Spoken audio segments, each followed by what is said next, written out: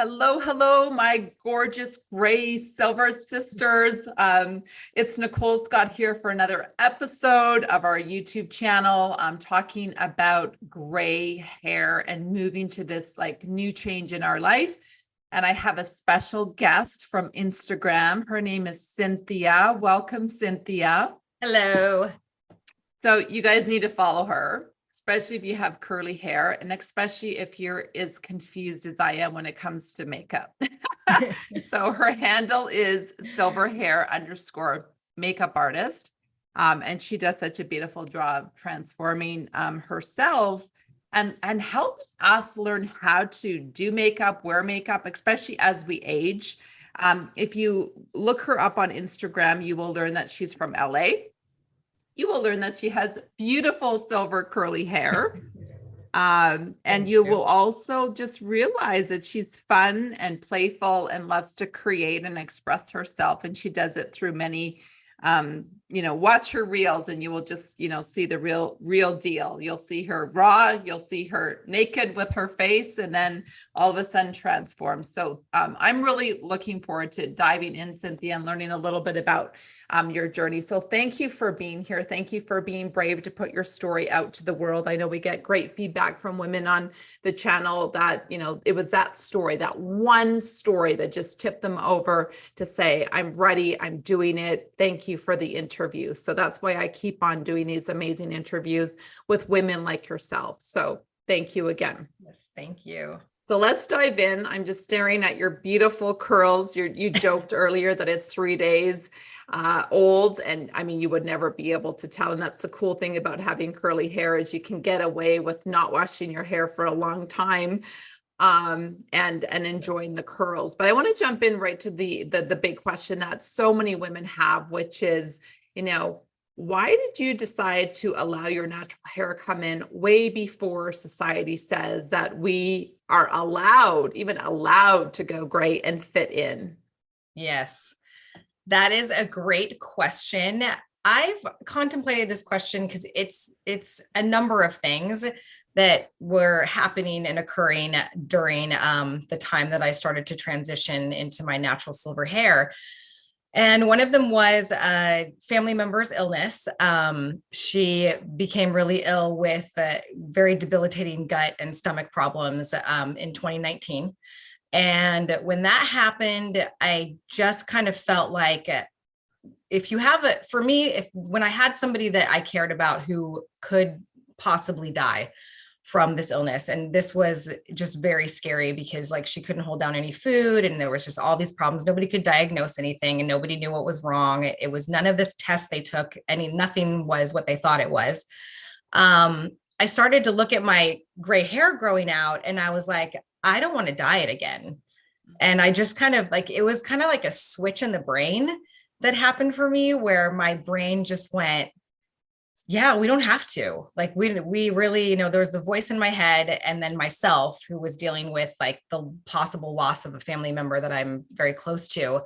And I was like, yeah, I'm going to see. And I really wanted to see what it would look like because I didn't know what my pattern was. I didn't know if I had, I knew I had a ton of silver here, but because I would see it when I would dye it and I would be like, oh my God, it's I have to cover it, and I would just freak out whenever it would show. Yeah. And then when that happened, and I was 40 at the time, so this was 3 years ago that I turned 40, and I was like, I'm just done. I'm just going to let it grow out. And then that's just, the rest is history. It went from there.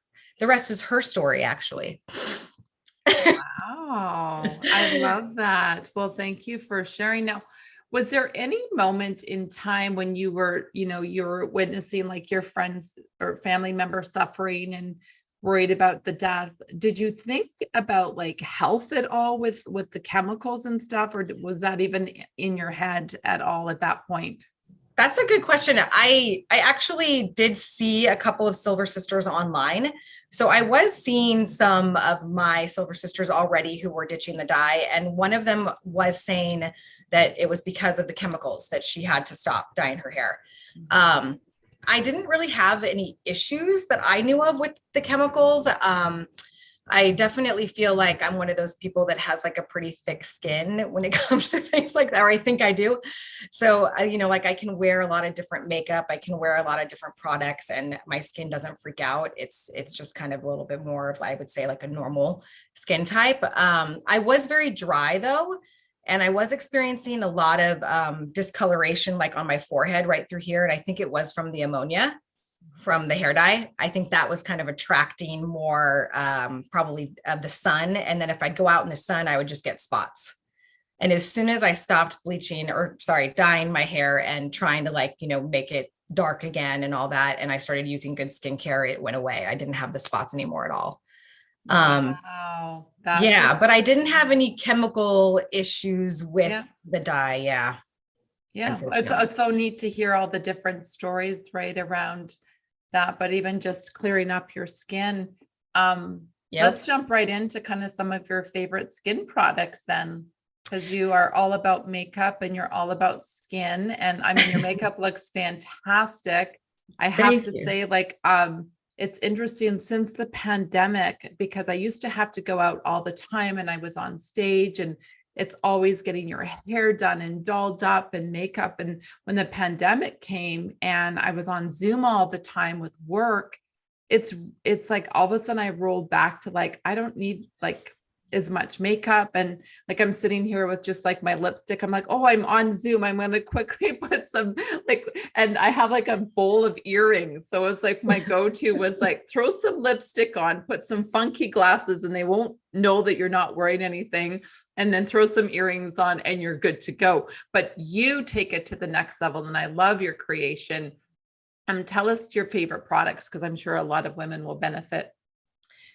Yeah, I change it up a lot. So I am a connoisseur of skincare and makeup. I have probably about a gazillion eyeshadow palettes because eyeshadow palettes are like my weakness. I immediately am drawn to them. I feel like it's my inner child. It's, Cindy that is like, eyeshadows, oh my gosh. And then she wants to like touch them and play with them all.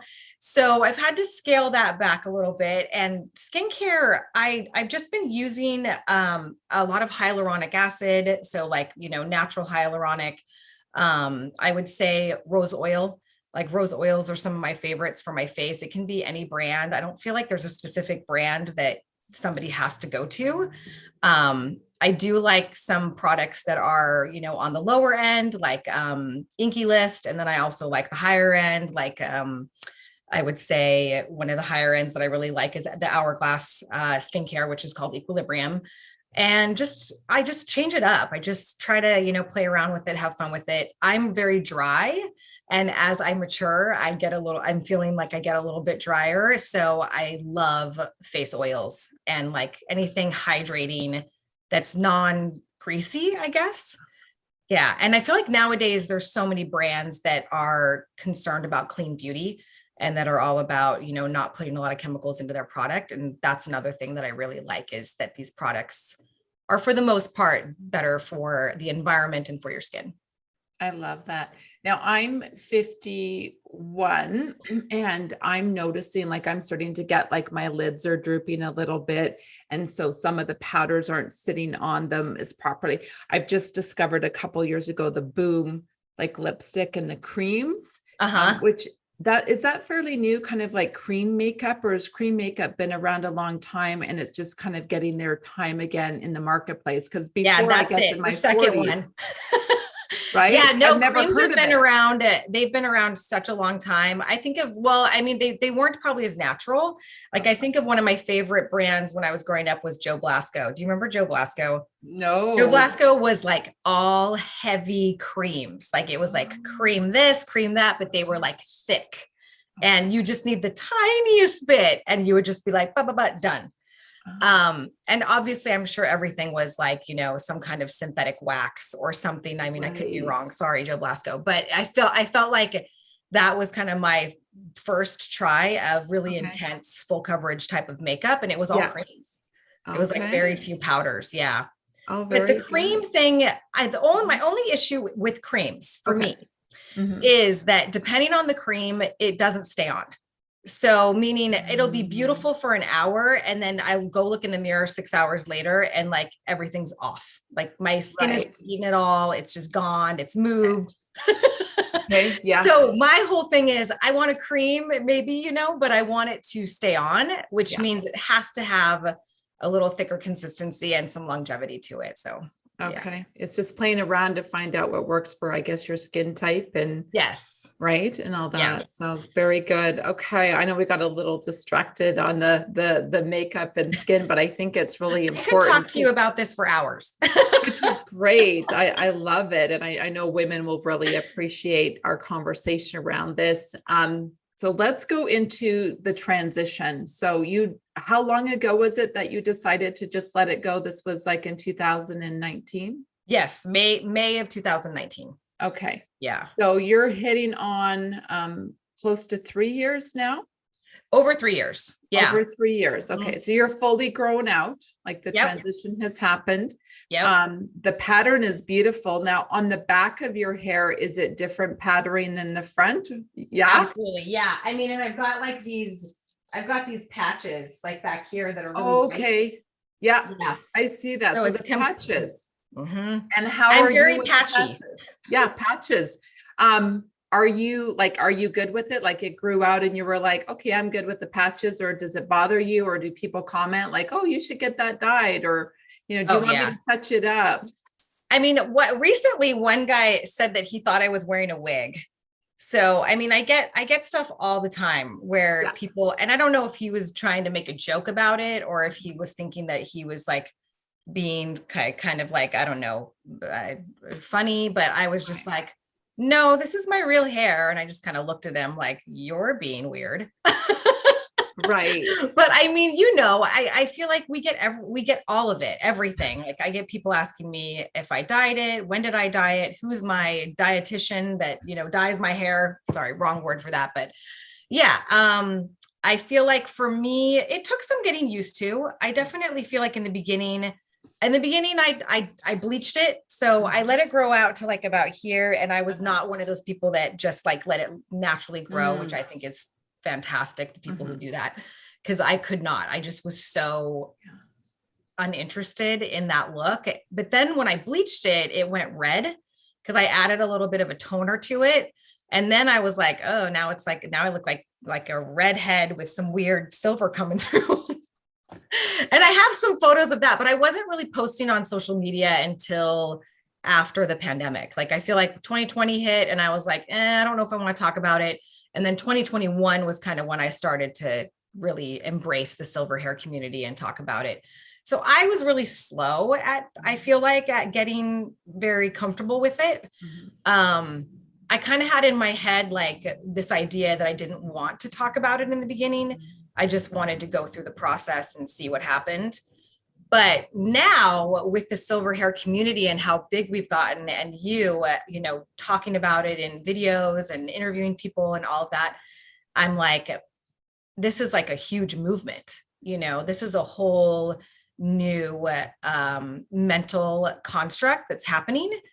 And that's what I love about it is we get to talk about what it means to us, how it's changed our lives, all because we're showing our silver hair. I know. Yeah. It's so awesome. On my walk this morning, I was listening to a podcast of a doctor from the US, and she was talking about just a movement of women finding their power, right? Finding that power. And I really resonated with it because she was talking about like we carry upwards of 7, generations in our DNA. Wow. Of what is accepted in society. And it just really hit me. And she said, depending on who you talk to, if you talk to more tribal, they'll say up to 32 generations of DNA. But she said, let's just go for 7. And so that goes back into the 1800s. And so for women, we're carrying this generational thinking of what we should look like, how we should show up, how we have to fit in. And so, this movement that you're a part of and I'm a part of, and so many women are, I feel like there's this, like, we're really passing along a generational shift for women in regards to the way that we get to show up. And so when I think of powerful women, I think of women who are gray, silver, natural. The first word that comes to me is badass. I'm like, you're badass. Yeah. It's right.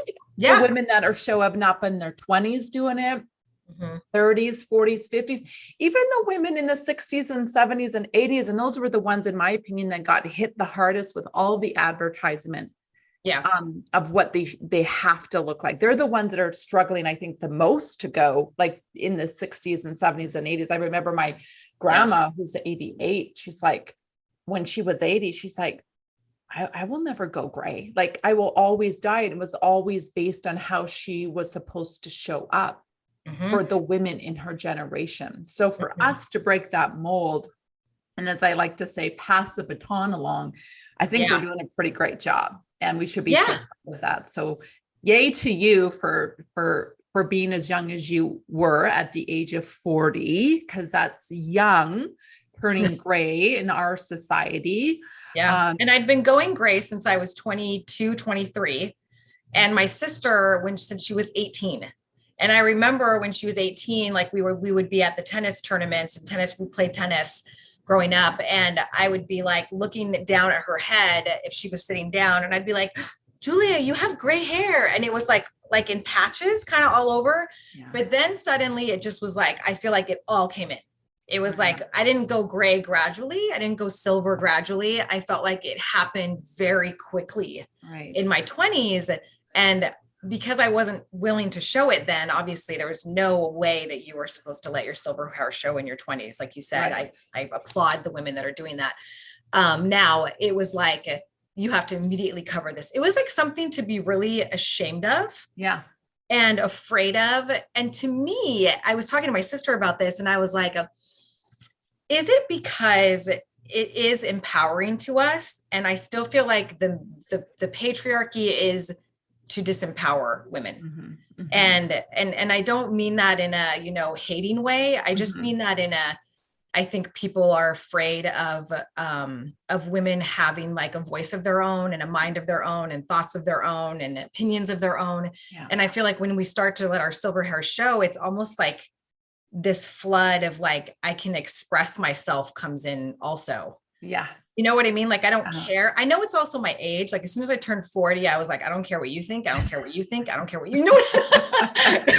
But I also feel like it's the ability to show my silver hair. And I still get a lot of, it's like shaming looks. Like I get shame looks from people all the time. Like you should not be wearing your hair like that. Yeah. And it's like, it's just like, there's nothing wrong with our hair being the silver color that it is, Yeah. Yeah. Yeah. I hear you. But, we're, like I said, part of this movement. When you think of 75% of the world of women, 75% of them are dyeing their hair today. So we're kind of like that small percentage of some that don't need to, but then some that do. Yeah. And it's a ripple effect. So I believe the movement is here. It's here to stay. It's not just a pandemic movement, but I think that the Silver Sisters that I've been able to interview are kind of in it for the long haul, in a movement that is a bigger message than just coloring your hair. Right. Yes. So, yeah, which is pretty special. So as we move into the next question, which is, so we know about why you started it and then you transitioned.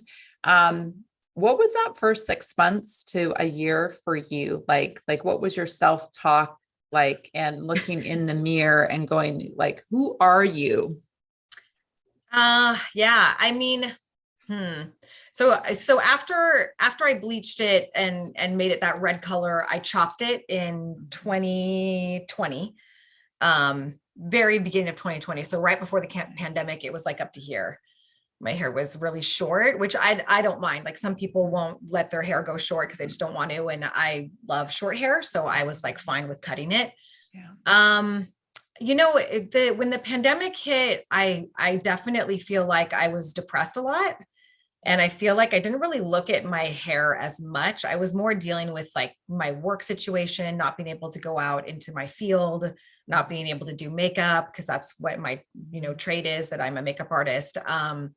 I was really struggling with that and having like freakouts almost every other day of like, what is happening? Like this can't be happening. And then I didn't worry so much about getting sick. I mean, I know a lot of people were afraid of contracting and getting COVID. I wasn't really worried as much about that. I just wanted my life back. Like I just wanted to be able to do my job. And then I turned to some of the silver hair community online pretty quickly, and I started to kind of look at them, and I was like, oh, she looks like me, and she looks like me, and she's gonna, like I know I'm gonna look like her eventually because she's got curly hair, let's say. And I just found inspiration in that, and then from that point, I feel like I just started to kind of roll with it, like this is the change that we're going through right now. I was also going through some perimenopause stuff. So I was like, you're going through this as well. It's like everything happened at once. It was like COVID, hair, my age, everything.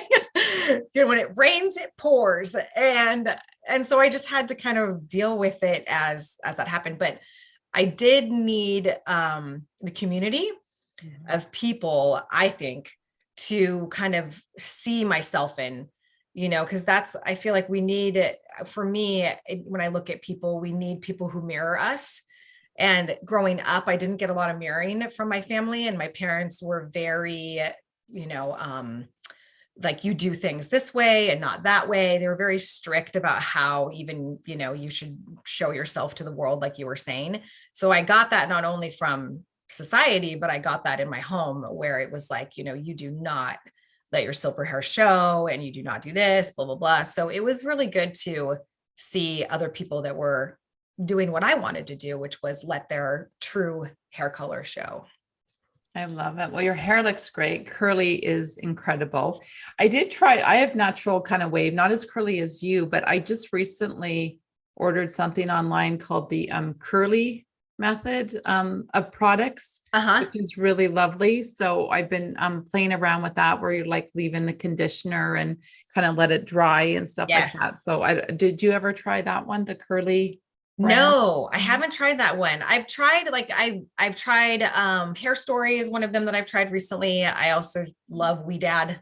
We Dad has like all these curl creams that are fantastic and that work. And then for a while I was doing a little bit of another curl brand. I can't remember the name, but yeah, I mean, I'm always changing up my hair products too. There's not, because I feel like skin is like your hair in a way, or they're both very synonymous. Like your hair gets used to things, and then it doesn't function the way that you liked it in the beginning. So then you got to change it up. So I feel like that's kind of what I do with hair stuff. Yeah. Awesome. Okay. So now we've gotten to this place where you're 3 in a year bit. We know that you went through some bleaching and you cut it and you went through the trends, the red, and kind of like, oh my God, I'm rainbow. That was me. I'm like, oh my God, what's my color this month? Right? Like, oh, right.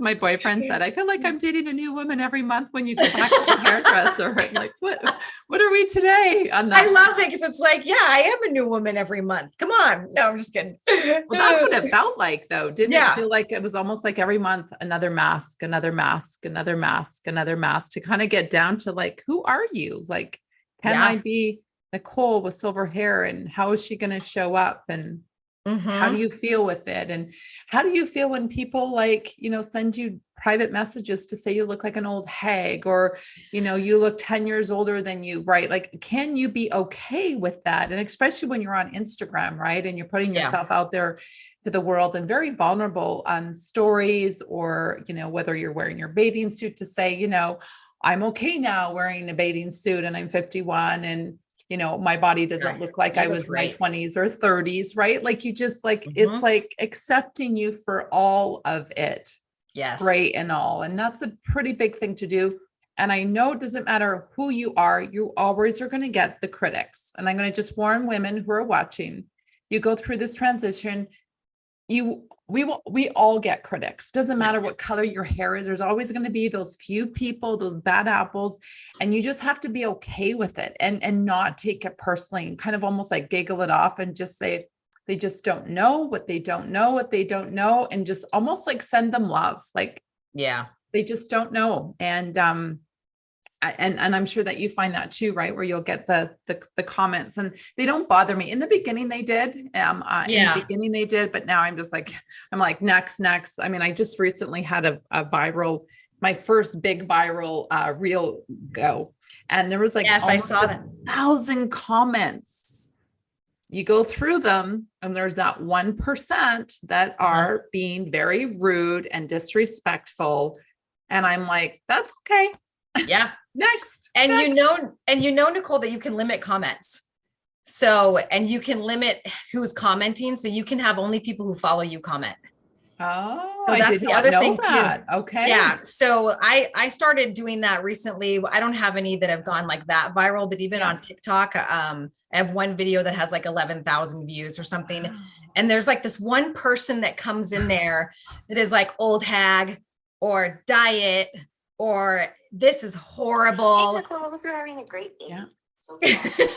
It's just funny because I feel like these are just, like you said, the trolls be trolling, you know, and they're going to come on there and say what they're going to say. And I do like that you can limit and you can control like who's commenting and what's being said. But at the same time, like you said, you can just also ignore it. I wanted to show you, this is how my hair looked when I cut it and it was red. Oh my gosh, you look so different. Right? Wow. Yeah. Wow. And I didn't get a lot of comments back then or compliments back then, probably because my hair was short. It's still this, I think, the stigma around when you have longer hair too, that people are like, oh, your hair. And it's like, well, what's wrong with my hair when it's short? Yeah. You know, oh, it's just prettier when it's long. Well, that's your opinion and it's your prejudice. Yeah. Like I'm at this point now where people's opinions are their prejudices. Yeah. And it's like, watch what you judge, watch how you're judging, because the judgments that people are having in their heads that they're projecting out onto other people are whatever it's saying about them. It's not saying anything about me. Yeah. So that's the other thing too. Yeah. You've just nailed it for sure. And oh my gosh, there are so many women in our Silver Sister community that have all different, lengths. And some of the short pixie cuts that women are wearing, like they are gorgeous. So like to your point, whether it's short, I used to wear my hair as pixie for most of my like growing, raising my girls, because it was just the wash and go. Yeah. And and so there was a stage where that worked for me and I loved it. And I always say that one day I'm just going to get rid and done of my long hair and just go, do the shocking, like, cut it all off. Right. Yes. So one day it'll come off. Not yet. So what is your next now? So your hair is below your shoulders. Do you have a hair goal at this point now? Or are you going to grow it down to your bum or? No way. No way. It's funny because I love short hair. I'm a huge short hair advocate, and mainly because I like the wash and go, like what you were saying. I would rather play with makeup all day and mess around with my eyes and try to figure out how to not make them droop.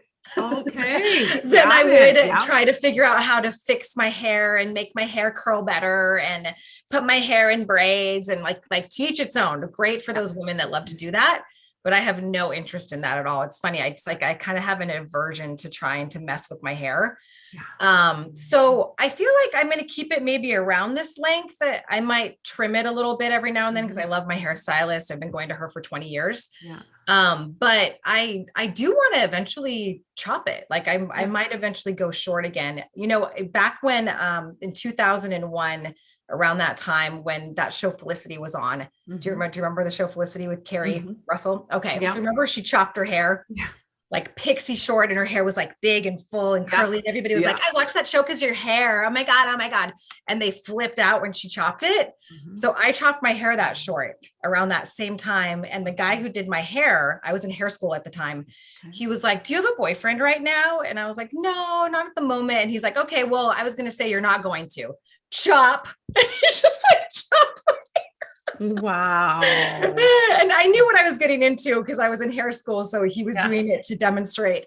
Yeah. But I had like the shortest, pixiest haircut and I loved it. Like I was Oh, like, this is wow. the best. And my hair was darker then and Yeah. I wasn't quite dyeing it, but I do remember feeling like I love pixie cuts. Yeah.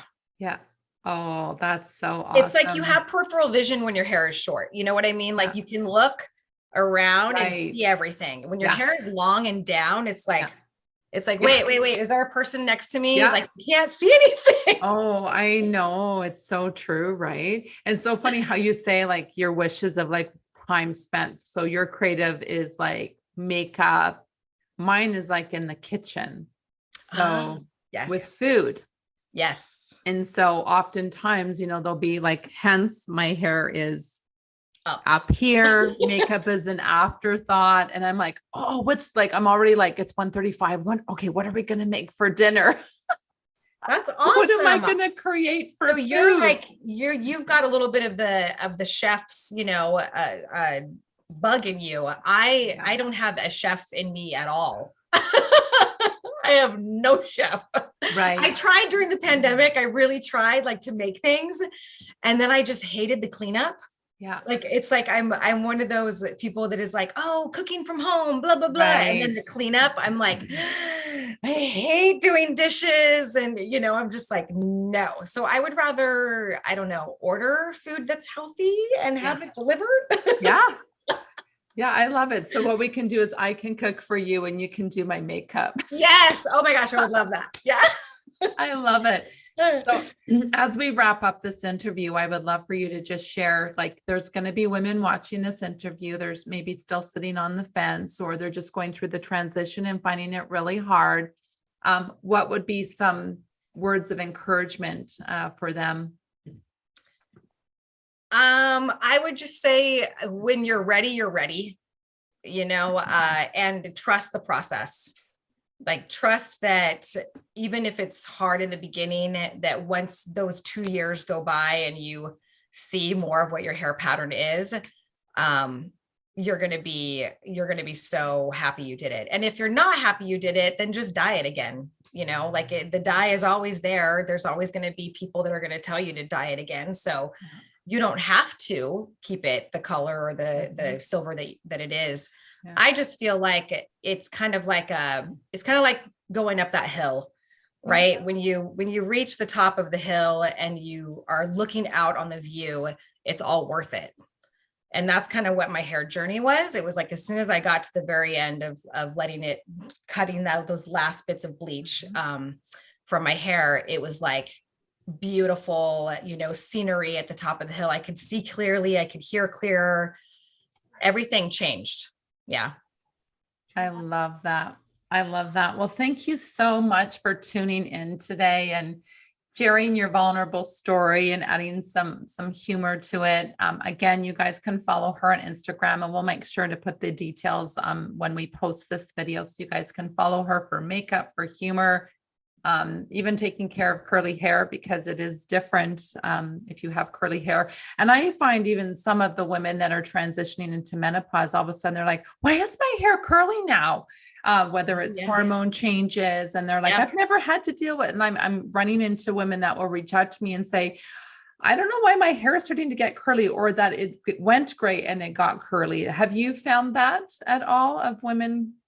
Yeah, I mean, I've heard it, but for me, my curls stayed the same. It was like this is I have some straight ones like in the back, kind of in the bottom. But other than that, my curl didn't change at all going into perimenopause. And also it didn't change when I let my silver show. It's kind of healthier now, but it's still pretty much the same curl. Okay. Yeah. Well, yeah, your hair looks so healthy. It's so nice. And at the end of the day, that's what we want. We want health from the inside out, ladies, right? We want to take care of ourselves as we move into our next chapter of life, and hair is just one part of taking care of our health. So thank you again. I want to say thank you so much for doing what you do, Nicole. I do feel like you're such an inspiration. And I mean, it takes a lot of guts to do what you're doing, and your beautifulness shines on all of my feed, and I love seeing your videos and all of that. So yes, I love it. Keep doing what you're doing. Awesome. Well, my pleasure. It feels like a calling, just to love on women, and just be Yes. cheerleaders, like cheerleaders of other women, and to have compassion for the level that, or the stage that they're going through, and just to be there and to give them hope, right? Because I feel Yeah. like I've gone through all stages of the dark and the lonely and so now I've come to the other side to see the light. And so for those that are going through, I can just be that light and hold space for them wherever they're at. So it's an honor and a privilege to be able to do that, and have that excitement and joy in life, and pass that along, pass Yes, that hope to absolutely. others. Awesome. Well, thank Yay. you, gorgeous, great women that have tuned into this YouTube channel and this story. If you love it, make sure you share the story with other women that need to hear this message, and pass the channel along so more women can hear other inspirational stories. Again, thank you so much, Cynthia, and we'll talk to you soon. Thank you. Have a great day.